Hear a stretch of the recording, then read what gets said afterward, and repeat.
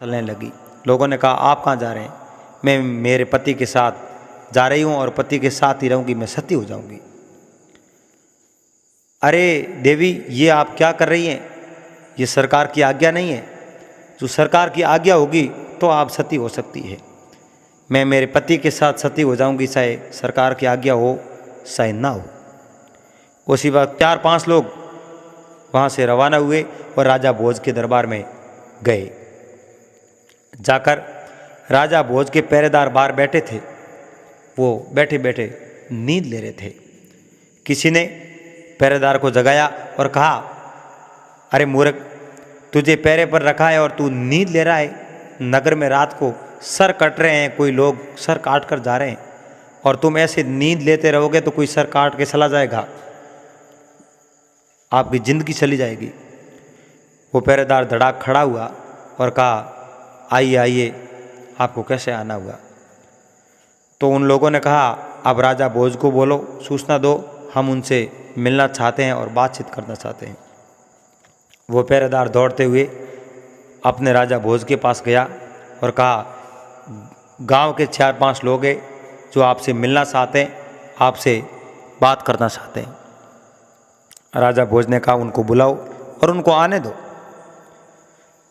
जब पहरेदार वापस आया और उन लोगों को बोला, आप जाइए, राजा आपका इंतज़ार कर रहे हैं। वो 4-5 लोग राजा के दरबार में गए।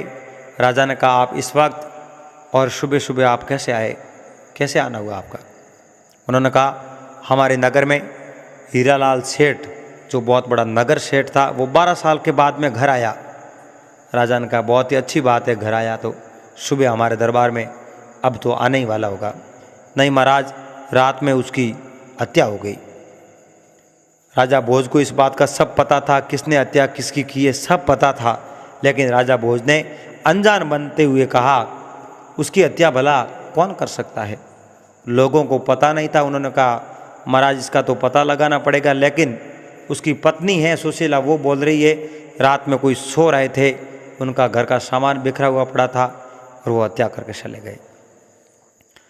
तब राजा भोज ने कहा, तो जाओ उनको शमशान घाट ले जाओ। लेकिन महाराज, शमशान घाट तो हम ले जाएंगे, लेकिन जो उनकी पत्नी है वो अपने पति के साथ सती होने जा रही है। राजा भोज मन में थोड़ा सा सोचकर कहा, उसको ले जाओ, अगर वो सती होना चाहती है तो उनको सती कर दो, साथ में जला दो। राजा ने सोचा, ऐसी औरत अगर ख़त्म हो जाए और वो अपने पति के साथ चले जाए तो कोई बात नहीं, क्योंकि अब एक कहावत है, खसम मार के सती हुई, त्रिया चरित्र जाने ना कोई।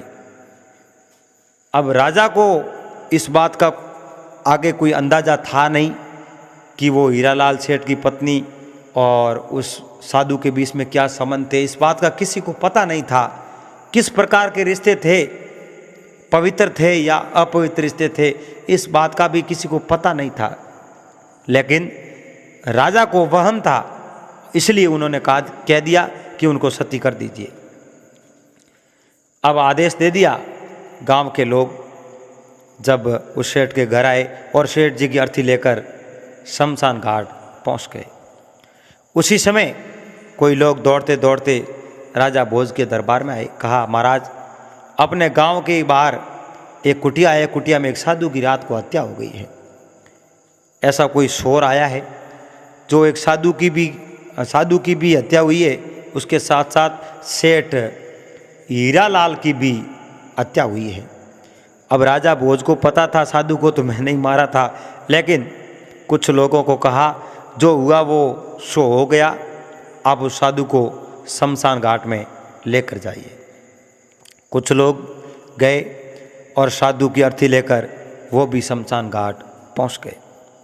अब गांव के सब लोगों ने सुना कि सेठ हीरालाल की पत्नी अपने पति के साथ सती हो रही है और साथ ही साथ एक साधु जिनकी अर्थी भी शमशान घाट पहुंच गई है।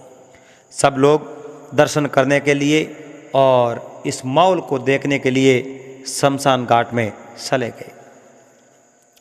जब आरोगी बनाई और वो सती अपने पति के पास बैठ गई, सेठ जी के पास। उसी समय राजा भोज अपने घोड़े पर सवार होकर सीधे शमशान घाट में चले गए और लोगों की भीड़ थी। लोगों को कहा मुझे भी जाने दीजिए, मैं भी सती के दर्शन करना चाहता हूँ। लोग साइड में हो गए और राजा उस सती के सामने गए। तब तक सती का आधा शरीर जल चुका था। राजा ने कहा, हे सती, मैं आपसे एक सवाल पूछना चाहता हूँ, पहले मुझे एक सवाल का जवाब दीजिएगा। सती ने कहा, हे महाराज, आप फटाफट मुझे सवाल पूछिए, क्योंकि आधा शरीर मेरा जल गया है और जब मेरा शरीर पूरा जल जाएगा आपके सवाल का उत्तर नहीं दे पाऊंगी। आप जल्दी से जल्दी सवाल कीजिए, आपका कौन सा सवाल है। उसी समय राजा ने कहा, हे सती, आप सती तो हो रही है, लेकिन आप सती किसके साथ हो रही है, संत के साथ या फिर अपने पति के साथ। और ये बात बोली उस समय उस सुशीला को इस बात का पूरा अंदाजा लग गया था। पति की हत्या तो मैंने मेरे हाथ से की है, लेकिन उसी समय उस साधु की हत्या हुई है, वो इस राजा ने की है, उसमें कोई फर्क नहीं है। सती इस बात को समझ गई और सती ने कहा, हे महाराज, आपने सही सवाल किया है, लेकिन इस सवाल का जवाब मेरे पास नहीं है, क्योंकि इस सवाल का जवाब आप ही की नगरी में सबसे पहली गली है, जिस गली में एक बैरी बुढ़िया रहती है। वो बैरी बुढ़िया मेरी गुरु है और आप मेरे गुरु के पास जाइए और वही बुढ़िया आपको इस बात का जवाब देगी कि मैं किसके साथ सती हो रही हूँ, पति के साथ या उस साधु के साथ। राजा उसी समय अपने दरबार में आ गए और वो सती अपने पति के साथ सती हो गई। सब नगरी के लोग अपने अपने घर चले गए और राजा उस बात को भूल गए, राजकाज में व्यस्त हो गए। उनको इस बात का याद आया ही नहीं कि मैं उस सती के गुरु उस बैरी बुढ़िया के पास जाऊं और जो सवाल मैंने सती से किया उस सवाल का जवाब मैं सती के गुरु बैरी बुढ़िया से पाऊं। राजा भूल गए। ऐसे करते करते करते करते 6 महीने बीत गए। एक दिन अचानक राजा अपने दरबार में बैठे थे और बैठे बैठे राजा को याद आया, 6 महीने पहले अपने गांव में एक सती हुई। सती से सवाल किया और उस सवाल का जवाब बैरी बुढ़िया दे सकती और कोई नहीं दे सकता। राजा उसी समय घोड़े पर सवार हुए और शिकार खेलने के लिए रवाना हो गए। आज बराबर मुख्य द्वार से ये शिकार खेलने के लिए जा रहे हैं, तो आज किसी न किसी मानव पर राजा तीर चलाएंगे, लेकिन ऐसा हुआ नहीं। राजा पूछते पूछते पूछते उस बैरी बुढ़िया के घर तक चले गए।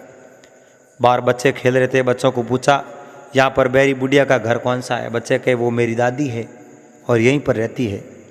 राजा अपने घोड़े से नीचे उतरे और नीचे उतरकर सीधे बैरी बुढ़िया के घर पर गए। बुढ़िया ने राजा को आते देख और वो जोरदार प्रसन्न हुई और खुशी खुशी, आइए राजा आइए, आइए राजन आइए, आइए भगवान आइए, आज तो एक चींटी के घर हाथी आ गए हैं। राजा भोज को थोड़ी हंसी आई, लेकिन अपनी हंसी को काबू करते हुए राजा ने कहा, मैं आपसे कुछ पूछना चाहता हूँ, कुछ मेरे सवाल है जो मैं आपसे जानना चाहता हूँ। उस बैरी बुढ़िया ने कहा, महाराज पूछिए, आप मुझसे क्या सवाल पूछना चाहते हैं। अब राजा ने कहा, आज से 6 महीने पहले हमारे गांव में एक सती हुई थी, आपको पता है? उस समय उस बैरी बुढ़िया ने कहा, हाँ महाराज पता है, सब गांव के लोग दर्शन करने के लिए गए थे, लेकिन दुर्भाग्य से मैं उस सती के दर्शन करने के लिए नहीं जा पाई, क्योंकि मैं बूढ़ी हूँ और जब तक मैं पहुँच नहीं पाई तब तक गांव के लोग वापस आ गए थे। तो राजा ने कहा, मैं उसी सती को जो सवाल पूछा था उस सती ने मुझे जवाब नहीं दिया, और वही सवाल मैं आपसे करना चाहता हूँ। और पहले बताइए कि वो आपकी छेली थी, आप उसकी गुरु हो? और बैरी बुढ़िया ने कहा वाकई में वो मेरी छेली थी और मैं उसकी गुरु हूँ। वो मेरी शिष्य थी, मैं उसकी गुरु हूँ।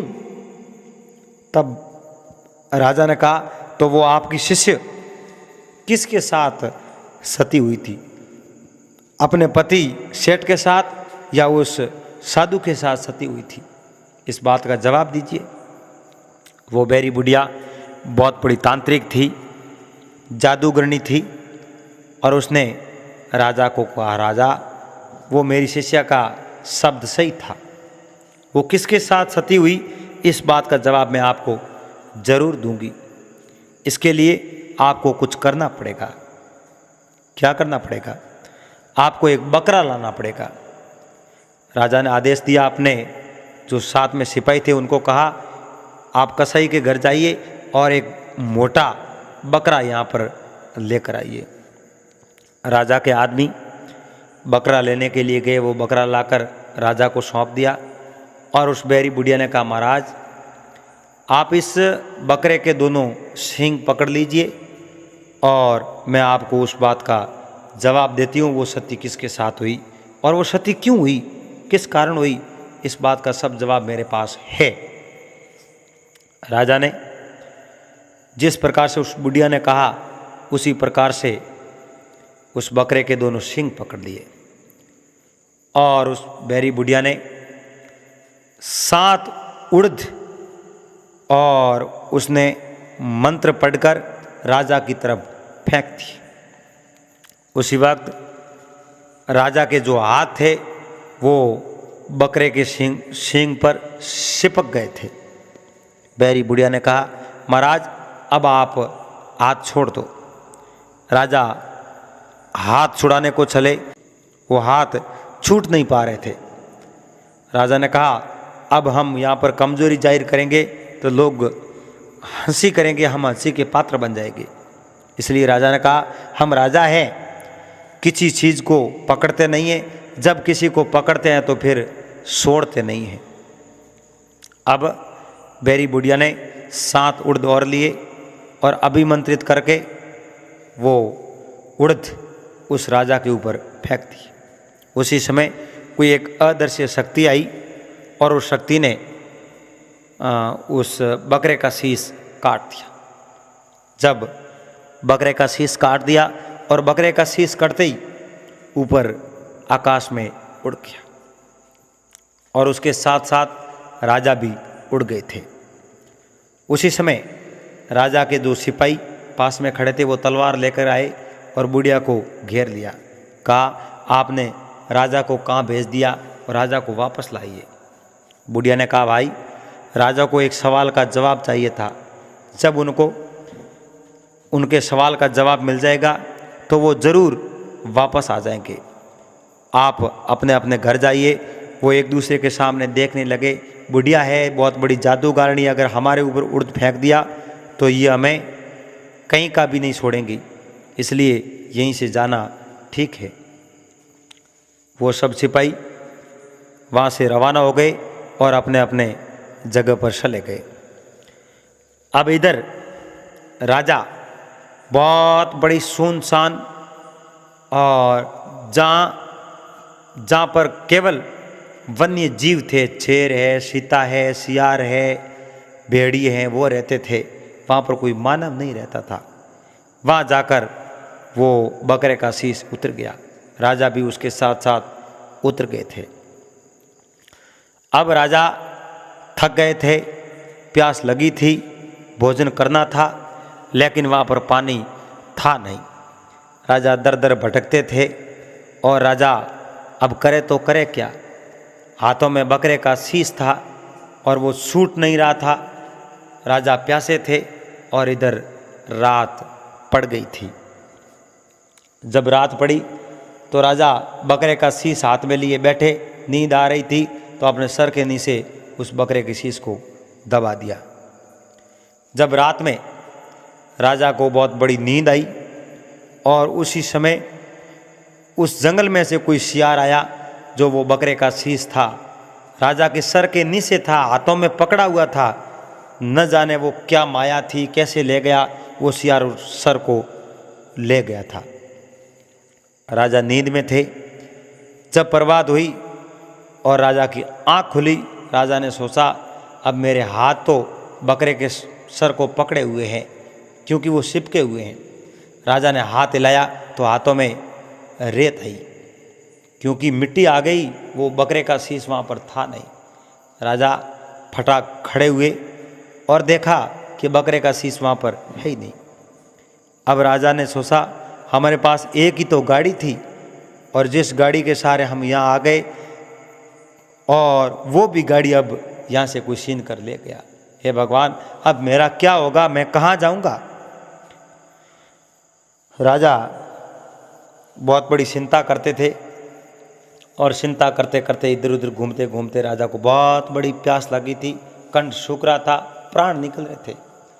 आगे कोई वृक्ष आया और उस वृक्ष की पत्तियां खाकर राजा ने अपनी प्यास बुझाई और भोजन किया।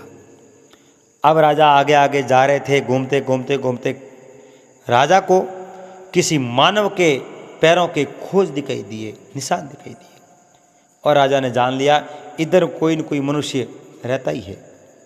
और उस पैरों को देखते देखते देखते पैरों के सारे सारे राजा आगे जाने लगे, तो आगे बहुत बड़ा एक महल था। राजा ने सोचा यहाँ पर कोई न कोई रहता है, तब तो यहाँ पर महल बनाया हुआ है, क्यों न मैं इस महल में जाऊं और देखूं यहाँ पर कौन रहता है, कम से कम पानी तो हमको पिलेगा ही। अब राजा उस महल के सामने जा रहा था, और महल के बाहर एक दूती थी, और वो दूती महल का पहरा लगा रही थी। दूती ने राजा को आते देख और राजा के सामने वो दौड़ पड़ी, आओ राजा आइए, राजा आइए, राजा भोज आइए, राजा भोज आइए। राजा ने मन ही मन सोचा यह मुझे जानती कैसे है, इनको मैंने कभी देखा नहीं है, मैं कभी यहाँ पर आया नहीं हूँ, न मेरे ये कभी दरबार में आई है, ये मुझे कैसे जानती है। राजा भोज ने उस दूती को कहा आप कौन हो। मैं यहाँ की पहरेदार हूँ, लेकिन आप मुझे जानती हैं कि हाँ महाराज मैं आपको जानती हूँ, आप राजा भोज हैं। तो तू मुझे कैसे जानती ये तो बता। मैं आपको कैसे जानती हूँ, मैं तो ये भी जानती हूँ आपकी नगरी उज्जैन कहाँ है, और उज्जैन में मैं हर रोज आती हूँ। राजा ने सोचा रे ये तो मेरी नगरी का नाम बता रही है, मेरा नाम बताया, और फिर भी कह रही है मैं रोज आती हूँ। तू उज्जैन में आती है कहाँ, तो उज्जैन में मैंने कभी आपको देखा नहीं है, तू किसके घर आती थी। हे महाराज उज्जैन में मेरी एक शिष्या रहती है, मैं उसकी गुरु हूँ। अरे तेरी शिष्या है कौन। उज्जैन में मेरी शिष्या एक बैरी बुढ़िया जो आप ही के नगर में रहती है। राजा ने जान लिया जिस बुढ़िया ने मुझे यहाँ पर भेजा है वही बुढ़िया इस दूती की शिष्या है। और राजा ने हाथ जोड़कर कहा एक वो सती थी जिसको मैंने एक सवाल पूछा, उसने उस बैरी बुढ़िया के पास भेज दिया, और बुढ़िया को वही सवाल पूछा, मुझे तुम्हारे पास भेज दिया। अब मैं आपसे हाथ जोड़कर निवेदन करता हूँ, तू जहाँ पर भी मुझे भेजेगी मैं जाऊँगा, लेकिन पानी मुझे पहले साथ में दे देना, क्योंकि मेरा प्यास से गला सूख रहा है और अब मेरे प्राण निकलने वाले हैं। अब उस दूती ने कहा ये महल है, ये मेरे स्वामिनी का महल है, और मैं मेरे स्वामिनी के पास जा रही हूँ, और उनको मैं आपके बारे में बता दूँ और वो आपको पानी पिलाए तो पिला सकती है। राजा ने कहा जाइए, फटाफट जाइए, क्योंकि मेरा गला सूख रहा है।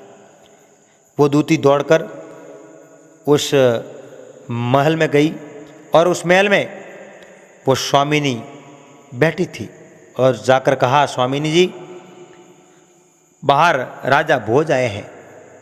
तो राजा भोज क्यों आए ये इस बात का तो पता नहीं, वो बहुत बड़े प्यासे हैं, उनको पानी पीना है। और जो वो दूती की स्वामिनी ही उस महल में रहती, वो एक इंद्र की परी थी, वो इंद्रलोक की परी थी। और उस परी ने कहा, ये दूती जाकर राजा को कह दो, अगर पानी पीना है तो मेरे साथ आपको शादी करना पड़ेगा, ब्याह करना पड़ेगा। वो दूती दौड़ते दौड़ते खाली हाथ बाहर जा रही है और राजा ने देखा उसके पास पानी तो है ही नहीं। राजा ने चिल्लाते हुए कहा, तू गई पानी लेकर नहीं आई? कहा, पानी ऐसे नहीं मिलेगा। तो फिर कैसे मिलेगा? और मेरी स्वामिनी ने कहा, आप उनके साथ शादी करोगे तो वो पानी और आपको भोजन भी जरूर देगी।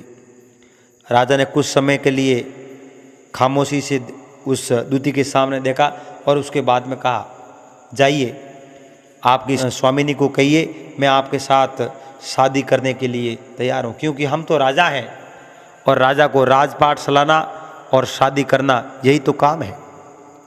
वो राजा को पकड़कर उस परी के महल में ले गई और परी ने